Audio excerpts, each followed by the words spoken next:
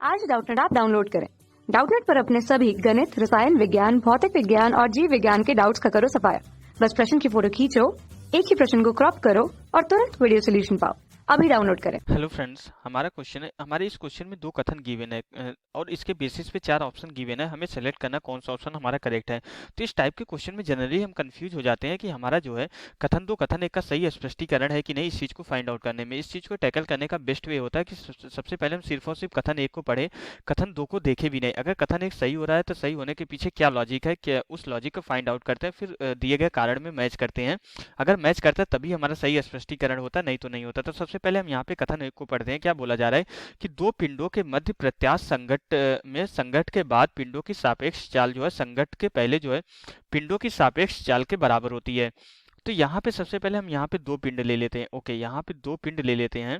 Okay, ये दोनों पिंड क्या कर रहे हैं, यहाँ पे ये दोनों पिंड एक दूसरे की तरफ आके जो है टकरा रहे हैं। ओके, ये हम जो है टक्कर से पहले की स्थिति बता रहे हैं और ये टकराने के बाद क्या कर रहे हैं, एक दूसरे से दूर जाने लगते हैं। ये टक्कर के बाद स्थिति बता रहे हैं। ओके, तो अब इसके बाद क्या बोला जा रहा है, क्वेश्चन को हम देखते हैं।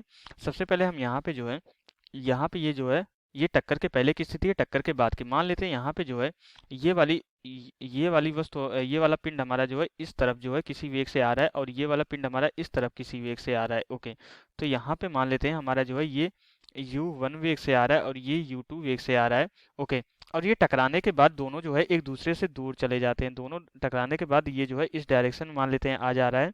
ओके, और ये मान लेते हैं हमारा जो है ये दूसरा पिंड इस डायरेक्शन में इस तरीके से जा रहा है। ओके, तो यहाँ पे इनके जो है टकराने के बाद इनकी चाल हम यहाँ पे जो है इसकी v1 मान लेते हैं और इसकी कितनी मान लेते हैं, v2 मान लेते हैं।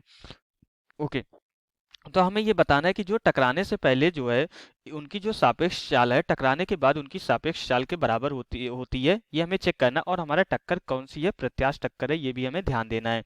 तो यहाँ पे सापेक्ष चाल, अगर हम टकराने के से पहले सापेक्ष चाल अगर देखें तो हमारा कितना हो जाएगा, टकराने से पहले सापेक्ष चाल को अगर हम u रिलेटिव मान ले तो ये कितना हो जाएगा, ये कितना हो जाता है हमारा, यहाँ पे ये हो जाएगा हमारा जो है u1 माइनस u2 के बराबर हो जाएगा। और टकराने के बाद अगर हम सापेक्ष चाल मान ले तो v रिलेटिव हमारा कितना हो जाएगा, ये हो जाएगा हमारा v2 माइनस v1 के बराबर। ये क्या है, हमारा एक दूसरे के सापेक्ष पास आने का वेग, ये क्या है, हमारा एक दूसरे के सापेक्ष दूर जाने का वेग है। ओके, और हमें ये पता है कि हमारा जो प्रत्यावस्थान गुणांक होता है, प्रत्यास्थ टक्कर के लिए जो प्रत्यावस्थान गुणांक होता है E इक्वल टू, सबसे पहले हम इसका फॉर्मूला ही देख लेते हैं कि हमारा प्रत्यावस्थान गुणांक जो है टक्कर में जो हमारा प्रत्यावस्थान गुणांक ई होता है, इसका क्या फॉर्मूला होता है, एक दूसरे के सापेक्ष दूर जाने का वेग डिवाइडेड बाई हमारा जो है एक दूसरे के सापेक्ष पास आने के वेग के बराबर होता है। और प्रत्यास्थ टक्कर के लिए जो ई की वैल्यू होती है हमारी क्या होती है, ई की वैल्यू हमारी 1 के बराबर होती है। तो 1 इक्वल टू हमारा कितना हो जाएगा, ये हमारा एक दूसरे के जो है टकराने के बाद सापेक्षिक चाल डिवाइडेड बाई टकराने के पहले हमारी सापेक्षिक चाल हो जाएगी। तो यहाँ से अगर हम देखें तो यहाँ पे हमारा जो है ये टकराने के बाद सापेक्षिक चाल इक्वल टू टकराने से पहले सापेक्षिक चाल के बराबर हो जाएगी। तो हमारा यही क्वेश्चन में बोला जा रहा है कि प्रत्यास्थ टक्कर में जो है टकराने के बाद उनकी जो सापेक्ष चाल होती है टकराने से पहले उनकी सापेक्ष चाल के बराबर हो जाती है। तो हमारा ये जो है प्रत्यास्थ टक्कर के लिए हमारा ये जो है सही है कि टकराने के बाद सापेक्ष चाल टकराने से पहले सापेक्ष चाल के बराबर हो जाती है।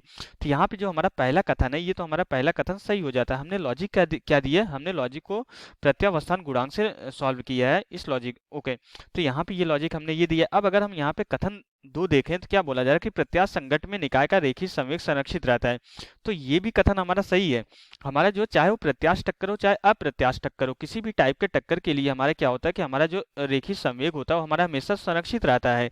तो यहाँ पे हमारा लॉजिक, ये जो कथन दो में हमारा जो कारण दिया जा रहा है कथन एक के सही होने का, ये हमारा जो मैच नहीं कर रहा है। दोनों कथन हमारे सही है लेकिन हमारा लॉजिक जो है मैच नहीं कर रहा है, इसलिए हमारा जो है दोनों कथन सही होंगे लेकिन कथन दो कथन एक का सही स्पष्टीकरण नहीं होगा।